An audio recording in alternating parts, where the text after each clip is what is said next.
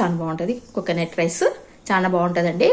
ఏ vegetables చేయకుండా only కొబ్బరితోనే చేసుకోవాలండి. కొబ్బరి ఎక్కువ ఉంటే అంత టేస్ట్ ఉంటుందండి.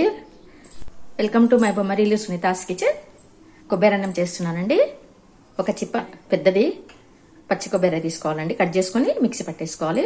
పచ్చిమిరపకాయలు, శనగపప్పు, పల్లీలు, కరివేపాకు, ఆవాలు, జీలకర్ర అన్ని మనము ముందే రెడీ చేసి పెట్టుకుంటే కొబ్బరి అన్నం అనేది తొందరగా కలుపుకోవచ్చండి. ఇవి చిన్న చిన్న పీసెస్ చేసినాం కదా, ఇది కొంచెం మిక్సీలో పల్స్ మోడ్లో తిప్పాలండి. మనకు చిన్నగా మెత్తగా బాగా మనకు గిలక పట్టినట్టు వస్తుంది కొబ్బరి. అన్నము బియ్యం కడిగి పెట్టుకోవాలండి. బియ్యం కడిగి ఒక అర్ధగంట సేపు మీకు రుచికి పట్టి కొబ్బరి వేసుకోవచ్చండి. కొబ్బరి అనేది కొలత ఉండదు, మీకు ఎంతైనా వేసుకోవచ్చు కొబ్బరి. నేను 2 చాయ్ గ్లాసులు వేసుకుంటున్నానండి. బియ్యము, చిప్ప, కొబ్బరి. 4 విజిల్ వస్తే చాలు. మామూలుగా అయితే అన్నానికి అయితే 5 తీస్తామండి. కొబ్బరి అన్నం కదా, కొంచెం బిరుసు ఉండాలి.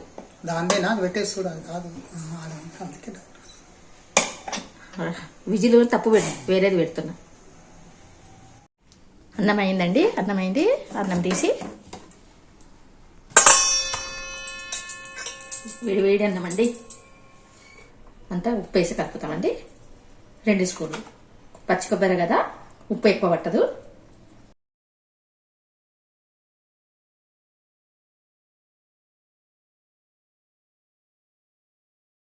ఒకటి తర్వాత ఒకటి వేసుకోవాలండి. ఉప్పు వేసి ఇప్పుడు కలిపినాం కదా, ఇంకొక 2 నిమిషాలకు కొబ్బరి వేసి కలుపుకోవాలి. వేడి వేడి మీద కొబ్బరి వేయకూడదండి. కొబ్బరి అనేది ఉడికినట్టు అవుతుంది, టేస్ట్ పోతుంది. ఉప్పు వేసి కలిపినాక మనం పోపు వేసుకునే వరకు కొంచెం చల్లబడుతుంది కదా, అప్పుడు ఫస్ట్ కొబ్బరి వేసి కలుపుకోవాలి. కొబ్బరి అన్నం కదండి, వాడిన నూనె వేయకూడదు, కొత్త నూనెనే తీసుకోవాలి. అంటే వేరే యూజ్ చేసిన ఆయిల్ వాడితే ఫ్లేవర్ అనేది వేరే వస్తుంది కొబ్బరి అన్నము. పచ్చి కొబ్బరి అండి. పచ్చి కొబ్బరి వేసి అంతా కలిపేస్తాం.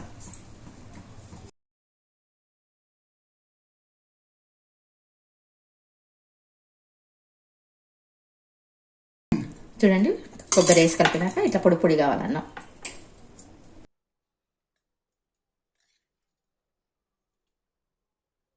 ఫస్ట్ పచ్చిమిరపకాయలు ఇచ్చుకోవాలండి. తరిగి పెట్టుకున్న పచ్చిమిరపకాయలు,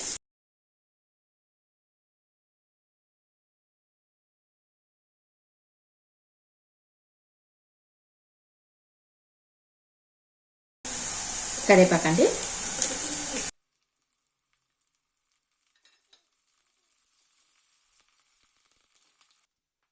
వేసుకోవాలండి. తిరువాతలు అంతా అన్నంలో ఇదంతా కలిపేయాలండి.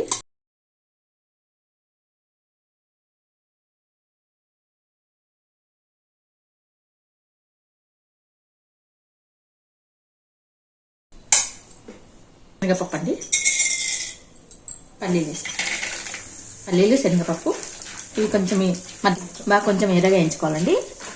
మనం తినేటప్పుడు కంటి కింద పడితే చాలా టేస్ట్ ఉంటాయి శనగపప్పు.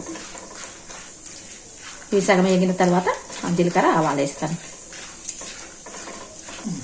జీలకర్ర, ఆవాలండి.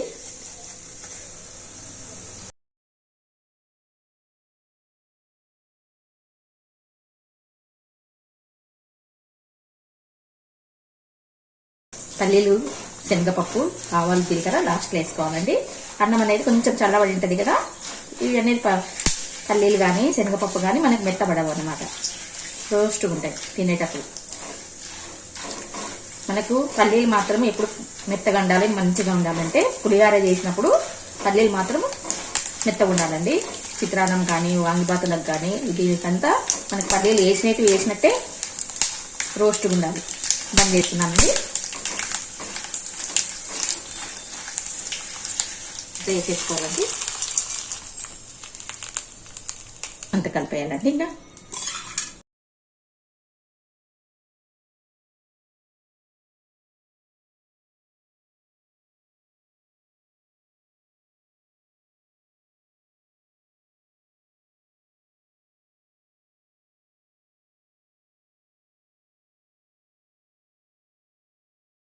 అయిపోయిందండి కోకోనట్ రైస్. ఇలా చేసుకోండి. కొబ్బరి ఉన్నప్పుడు, పచ్చి కొబ్బరి ఉన్నప్పుడు ఆఫ్టర్నూన్ లంచ్ బదులు ఇట్లా రైస్ చేసుకోండి, చాలా బాగుంటుందండి. పవరానికి పెట్టేసి మనకి కొబ్బరి ఉన్నప్పుడు ఇలా చేసుకోండి, తొందరగా అయిపోతుందండి. వెజిటేబుల్స్ చేసుకోకుండా ఇట్లా ఈ ఆఫ్టర్నూన్ ఇట్లా లంచ్ లాగా చేసుకోండి, చాలా బాగుంటుంది, టేస్ట్ ఉంటుందండి. కానీ సాల్ట్ చూసి వేసుకోండి, ఎందుకంటే కొబ్బరికి ఎక్కువ పట్టదు. Thank you for watching. Like, share, subscribe. ఉంటానండి, బాయ్. అయిపోయిందండి కోకోనట్ రైస్. కొబ్బరి గిన్నెలు ఉన్నప్పుడు మనం అన్నీ చేసుకోవచ్చండి కొబ్బరితో. ఈ కోకోనట్ రైస్ ఇంకా మా వారికి ఇచ్చేసేస్తాను. ఇలా చేసుకోండి, చాలా బాగుంటుందండి. పచ్చి కొబ్బరితో కోకోనట్ రైస్, పచ్చి కొబ్బరితో రైస్ అండి, చాలా బాగుంటుంది. మనకి ఇంకా వెజిటేబుల్స్ ఏం చేసుకోవాల్సిన అవసరం లేదు, ఒకసారి చేసుకుంటే చాలా బాగుంటుంది.